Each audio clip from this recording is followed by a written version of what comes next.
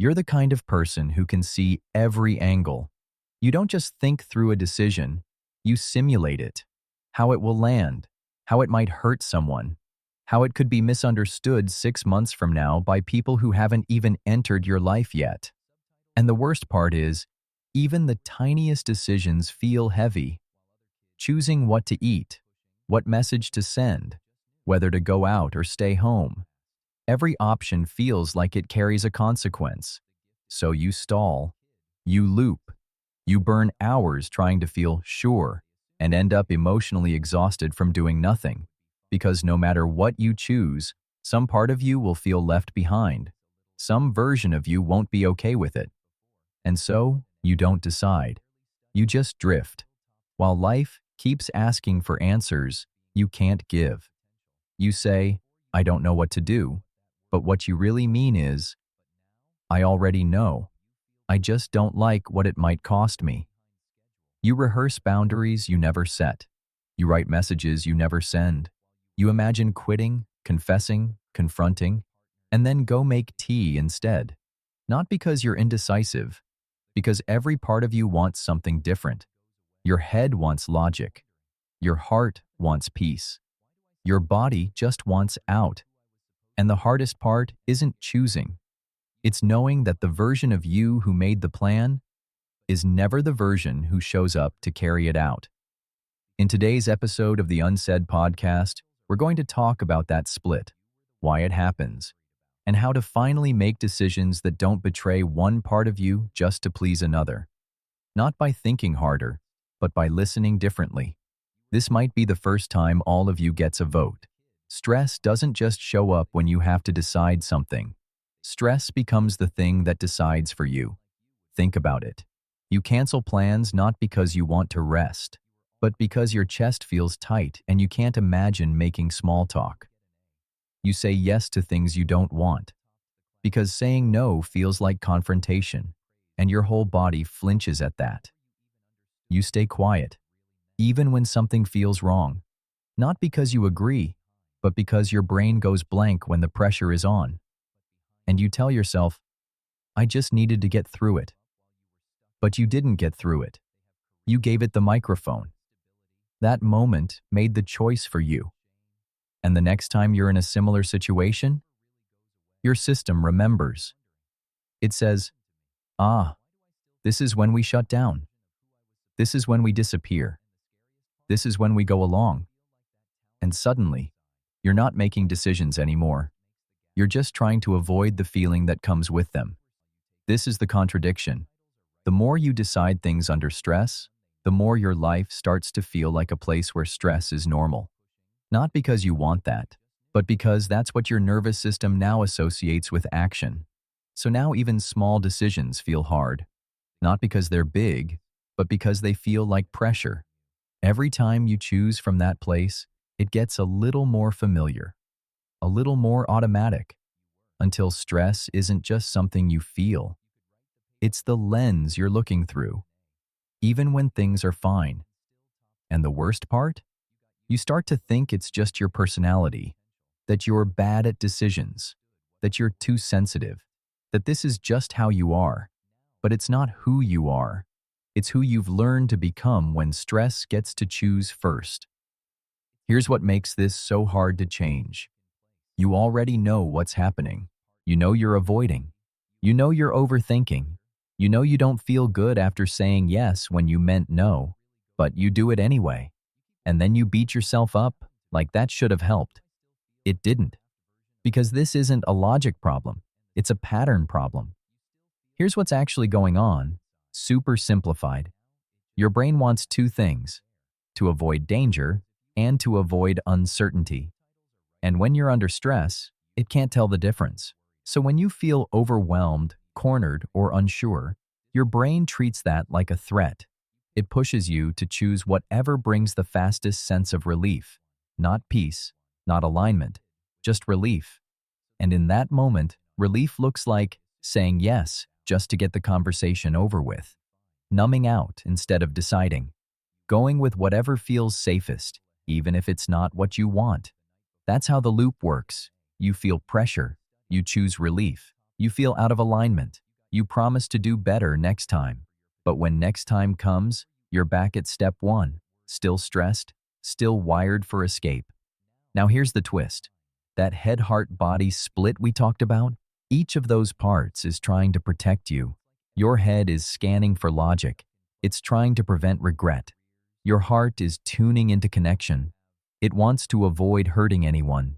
Your body just wants you out of danger. Even if that danger is just a tone of voice or a tight deadline, they're not working against you. They're just not working together. So when your head says, "This is the right move," but your body says, "I feel sick about it," and your heart says, "I don't want to lose their trust," you freeze, or you people please, or you shut down, and then blame yourself for not having better instincts. But your instincts aren't broken. They're just speaking different languages. And every time you choose one voice and ignore the others, you reinforce the split. You teach yourself that wholeness is a luxury, that alignment is too slow, that peace costs too much. But what if the problem isn't that you're too sensitive? It's that you keep trying to solve a team conflict by listening to only one player. Most people believe decisions happen in the brain, but in reality, they happen in your body. By the time your mind gets around to understanding, your body is already halfway through the motion. Not long ago, researchers used brain scanners to watch people decide which abstract pattern to imagine. They discovered that up to 10 or even 11 seconds earlier, your brain already holds the decision, long before you consciously know it. That means your body and your unconscious are the first to vote. Here's what that feels like in everyday life. You say, "I'm fine," and your shoulders slump, your breath slows, and your gut tightens. You force words out, but your body already turned away 3 sentences ago. You say, "Let me think on it," but your chest clenched hours ago. Your legs are ready to step off alarm if you just take the hint. Your body isn't trying to plot against you. It isn't defying logic. It is your early warning system. When you ignore it, when you override it by pushing ahead, forcing yes, or staying put, it files the experience like this. Next time, scream louder. That tension, that flash of panic, that voice of unease. It's a message, not drama, not flaw, but urgency. These aren't just feelings. They're echoes of what your body tried to say before your brain convinced you it was safe to be quiet. This is the twist most people never see. Your body doesn't need to be in charge of your decisions. It just needs to be consulted. Let it speak first. Let it vote. Listen to what it says. Because your body isn't being dramatic. It's being truthful.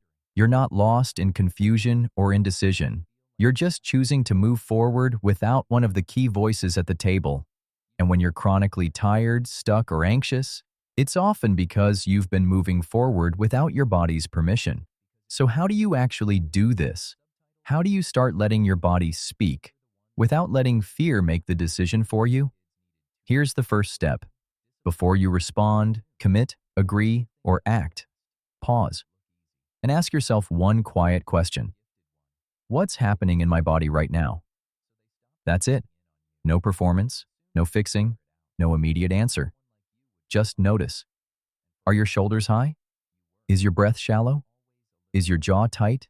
Your stomach hot? Your chest buzzing? Those are not random sensations. They are language. Most of us just never learned how to read it. In fact, most of us learned how to ignore it. When you were little and felt scared, confused, angry, chances are someone told you, "Don't be dramatic.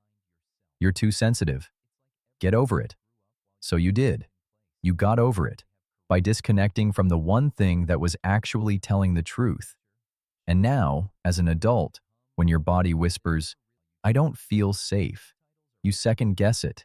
You intellectualize. You spin in circles trying to prove you have a right to say no. But you don't need proof. You need permission to trust the signal.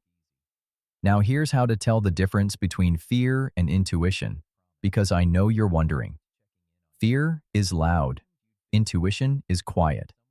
Fear feels like urgency. Intuition feels like clarity. Fear says, do something now or else. Intuition says, you already know. Take your time getting there. They can live close together, but they don't feel the same.